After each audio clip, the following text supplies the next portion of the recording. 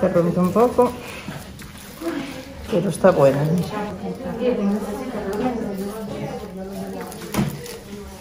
Buena está. Hay que ir a la cocina a lavar. Una boloña, sí, se va a preparar hoy. Ahora mismo.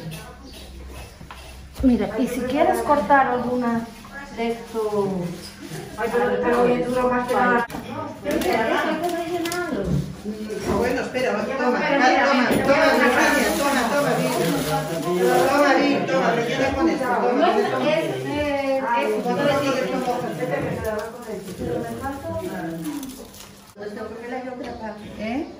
Tengo que pelar otra para... Ah, bueno, para Julián. ¿Eso qué es? ¿Jamón? Es que...